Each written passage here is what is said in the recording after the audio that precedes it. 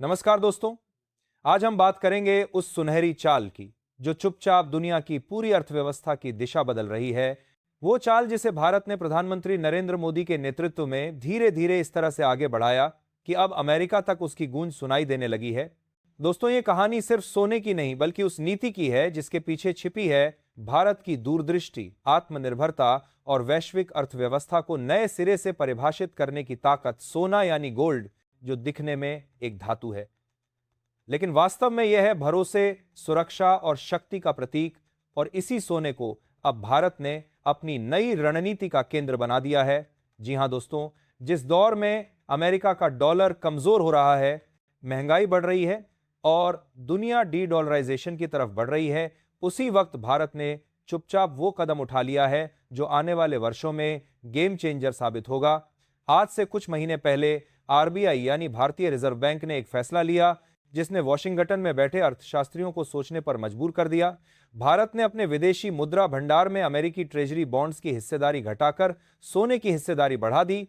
यह एक साधारण आर्थिक फैसला नहीं बल्कि एक रणनीतिक संदेश था कि भारत अब अपनी सुरक्षा, अपने भरोसे और अपने भविष्य को किसी एक मुद्रा पर नहीं छोड़ने वाला। और यही मोदी सरकार की उस नीति का हिस्सा है जिसमें आत्मनिर्भर भारत सिर्फ उद्योग या तकनीक तक सीमित नहीं बल्कि अब वित्तीय क्षेत्र में भी आत्मनिर्भरता की ओर बढ़ रहा है।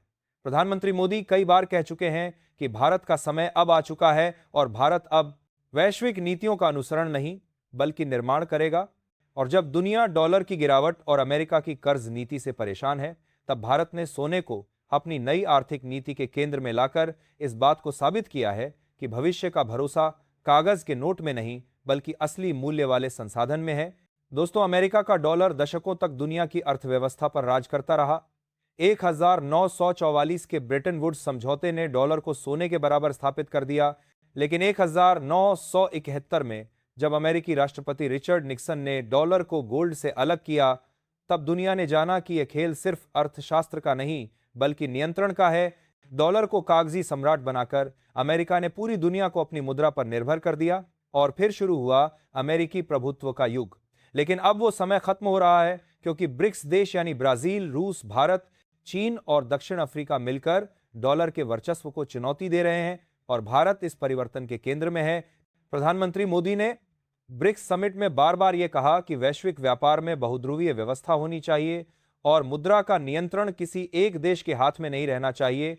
यही वजह है कि भारत अब तेल खरीदने में स्थानीय मुद्राओं का प्रयोग कर रहा है, रूस से सोने और रूबल में डील कर रहा है और मध्य पूर्व के साथ गोल्ड बैक्ड ट्रेड पर चर्चा कर रहा है। अब देखिए अमेरिका की रणनीति।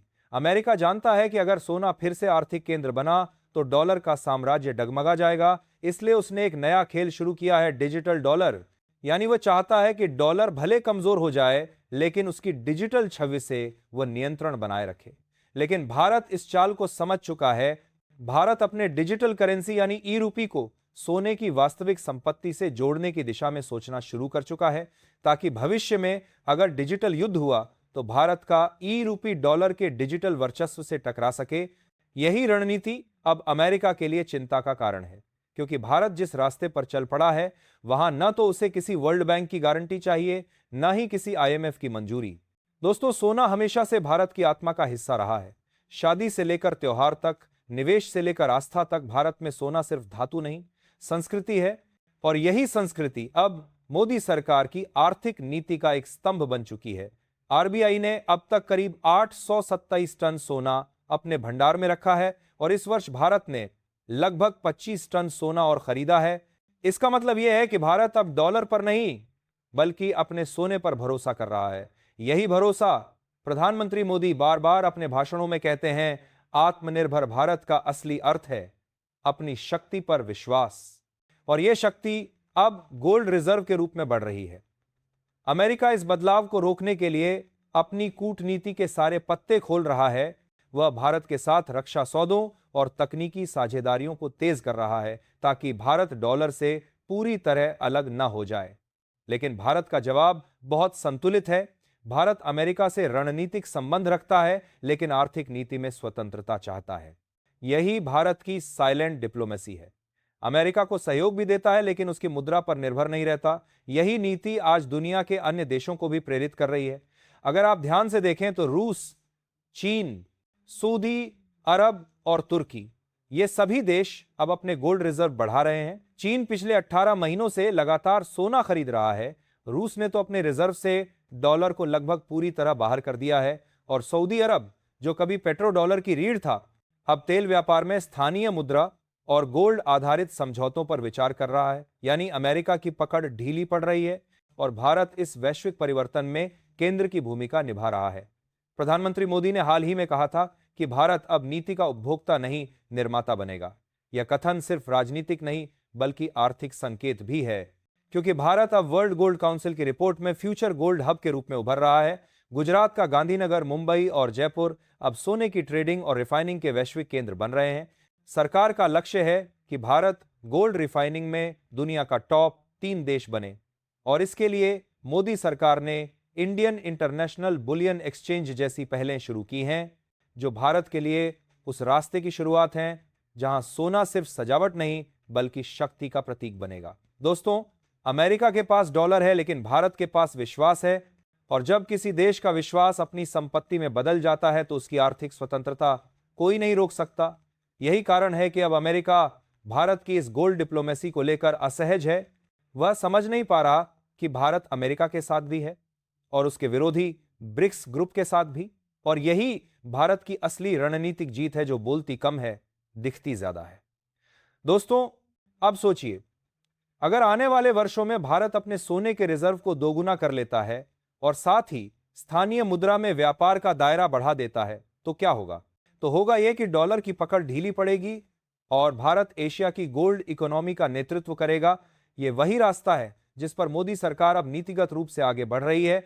भारत ने पहले आत्मनिर्भरता को उद्योग से जोड़ा, फिर डिजिटल इंडिया के माध्यम से तकनीक से, और अब वित्तीय स्वतंत्रता को सोने से जोड़ दिया है। यही है मोदी की स्वर्ण क्रांति, जो चुपचाप लेकिन मजबूती से आगे बढ़ रही है। दोस्तों, सोने की इस कहानी में सिर्फ आर्थिक नहीं, राजनीतिक पहलू भी है।